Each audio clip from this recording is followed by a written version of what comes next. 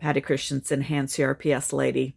I did an earlier video on the blood sugar button going off on my drive down, which was sending me up the wall. But the other thing that was sending me up the wall, okay, to get down here, it is 300 miles, but it's 80 miles an hour the whole time minimum, right? Because that's the speed limit, if you know, right? And so it typically takes 3.5 to 4 hours to get down here. But so I'm driving down. Well, I'm already mad because that stupid beep is beeping. That's making me mad. But we have a serious problem in Utah. They call it left lane loafers. There are people who, because it's only 2 lanes, okay? So there's no wiggle room here. Semis stay in the right lane unless they're just very quickly passing somebody, and we respect those guys. This is their office. They're doing their job. They're not the problem. The problem is entitled jerks in passenger cars who camp out in the left lane. They just set their cruise control at the speed limit. Now, here's the thing. If I'm going 600 miles an hour, you still got to move over. I don't care. You got to move over. But they won't. But sometimes you just you're in your own zone. You don't realize there's somebody behind you. So I flashed the lights.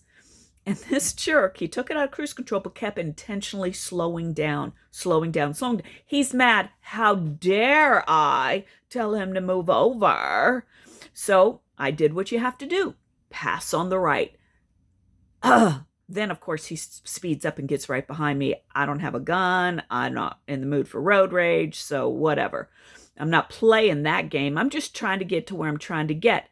There was probably no less than a dozen times that I had to go around on the right because of somebody camped in the left lane.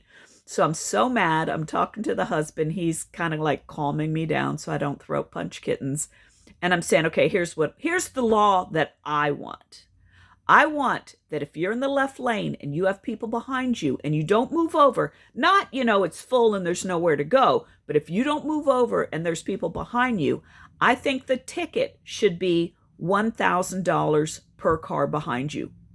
That's it. I think it should be. Is this legal? I don't know. I'm not that kind of lawyer. I don't know. But I think that should be the law. $1,000 per car behind you if you can move to the right. Again, if it's bumper to bumper on both sides, that's not what we're talking about here. And then husband says, okay, but how do we get the police to enforce it? And I said, I got you on that. The arresting officer or the ticketing officer, I guess it's not arrest. The ticketing officer gets 10%. Yeah.